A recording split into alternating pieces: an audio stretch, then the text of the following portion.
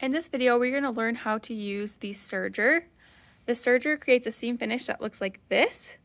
Let me get focus on it. There you go. So it looks kind of like the zigzag, but it actually uses 4 threads. As you can see, the serger has 4 threads, and it wraps around the edge of the fabric. It's also going to trim the fabric as I sew. So there's a knife right here. So be very, very careful. Keep your fingers away from that knife. When I hit the pedal, it's going to move really fast, like that. So it cuts really, really fast, so you want to keep your fingers away from there.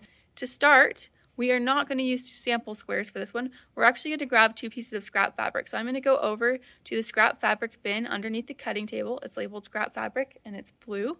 You can find it over there. And I'm just going to grab out 2 pieces. So I'm just going to pull the scrap fabric bin out from underneath the cutting table. And then inside is just extra fabric from projects. Whenever you have extra fabric from projects that you don't want to keep or you don't know what to do with, or they're just small pieces, you're welcome to put them in here. And I'm just going to grab out a piece. I'm going to have 2 different shapes that I cut out, and they're both going to be about 4 inches by 4 inches. So this piece right here will probably work for me, so I can get about 4 inches here. And then the other one's going to be kind of at a curve, so it's more like 5 by 3.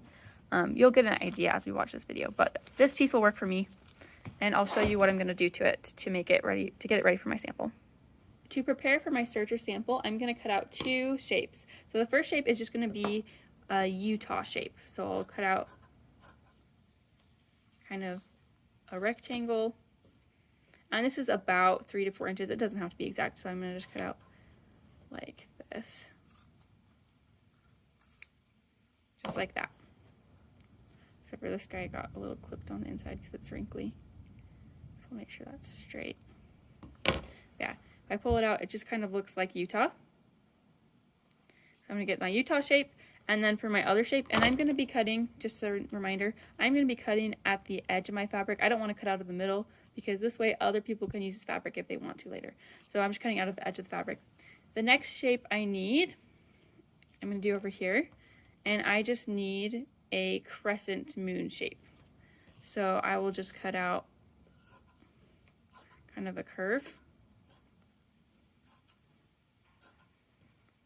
And it doesn't have to be perfect. It doesn't need to be like super fancy. This is just for a little sample. Then I'm going to follow along my crescent moon again.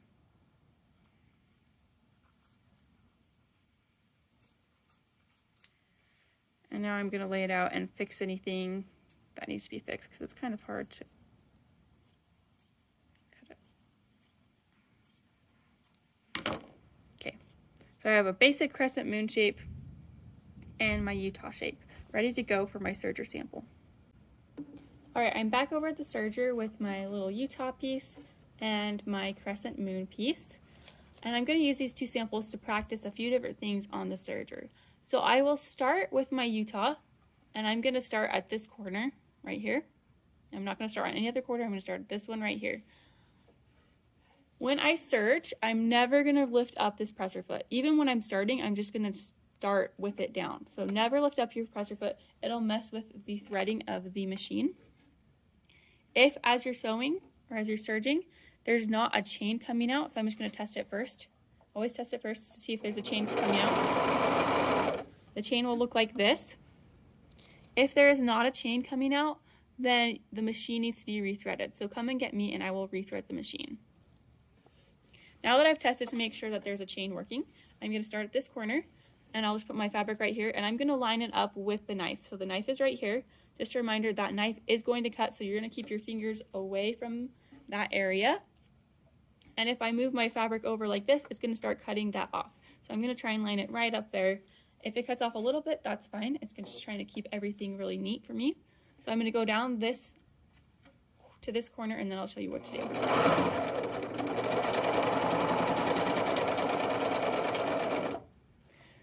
So now I've gotten to the end and I'm just going to sew all the way off like that. So now I have this one side serge.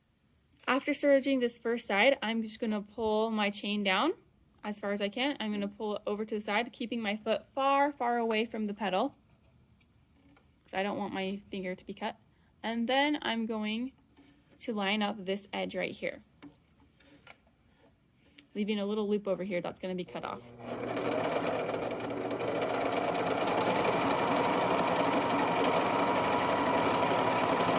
Again, I'm just going to serge off the end.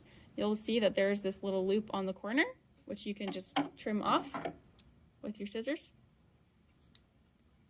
So this is how you do a corner on the serger. And again, I'm just going to line it up right here. Go. You'll see that this edge is kind of frayed, so I'm going to cut that edge off as I go. Okay, so now I've practiced 3 sides. Again, I just have this little corner piece, which I can trim right there. I'm going to do the same thing one more time. I'll just line up my edge with the knife.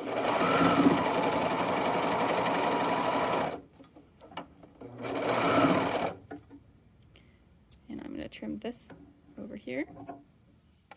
Now that I've done 4 of these sides, and I still have these last 2 edges, I'm going to be doing something a little bit different because this is an inside corner. And it doesn't really work like a sewing machine where you can't pivot because I have 2 needles on my serger. There's 2 needles going into my fabric. So it won't turn like a normal sewing machine could pivot. So instead what I'm going to do is I'm going to take my scissors and I'm just going to do a 1/4 inch clip. And I'm doing a 1/4 inch because a 1/4 inch is generally about how much space the serging takes up. So it'll all be included in my serging. I'm just going to do 1/4 inch clip, and then as I sew, I'm going to hold it open like this. So it'll be like I'm sewing a flat line or a straight line, and the rest of this stuff right here, this fabric, can just fold over for right now, and I'll just serge this as if it was straight with my 1/4 inch clip right there. So I'm going to go down this side. I can straighten it out if I need, but make sure to take your foot pedal or your foot off the pedal so you don't end up cutting yourself. And then I'm ready to go again.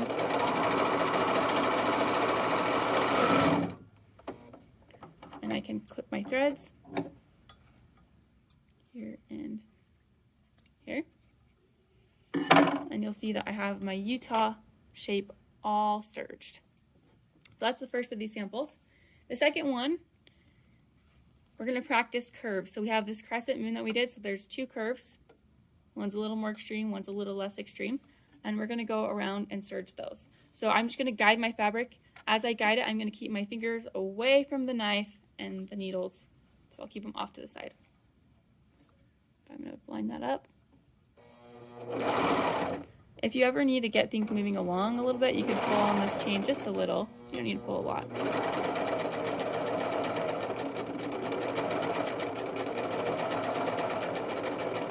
So I started with my less intense curve. I'll just sew off. Alright, I'm ready to do my next side, and this one's going to be a little bit more intense, so it's going to take some guiding, but remember you want to keep your finger out of the way of the knife and the needles as you're guiding it. If you go off, that's okay. Just keep going the best you can, and then you can go back over it later to make sure you get everything serged. This is practice because we will have to serge some curves, and so it's better to practice on a sample than it is to practice on your real project. So I'm going to start by lining up my moon with the knife, and then I'll press my presser foot or my foot pedal, and it will catch eventually. And now I really need to start guiding my fabric. So I'm going to be pushing this part of my fabric this way, and as this back part of my fabric emerges from behind the serger after being serged, I'm going to pull it so that I'm kind of twisting everything as I go.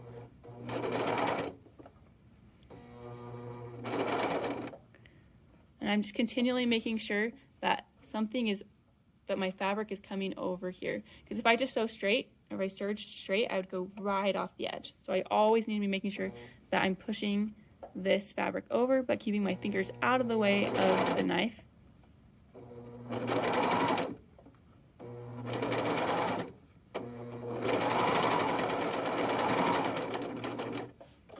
And then this part gets a little trickier because the knife's getting shorter, so I'm just going to hold this chain out here so I can hold it away where my fingers aren't in the way. And serge off the edge. I'll trim that here and there. And there's my sample. You can see right here I was kind of close to the edge, so it's coming off a little bit. So what I can do is actually just serge over that again.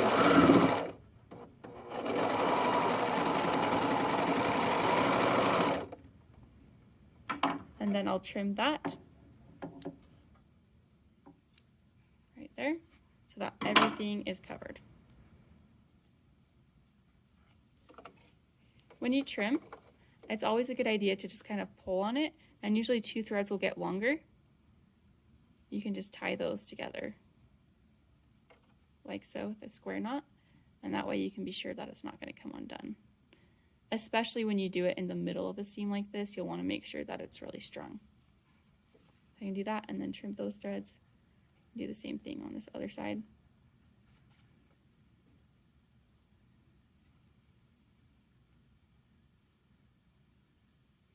And a square knot is just the same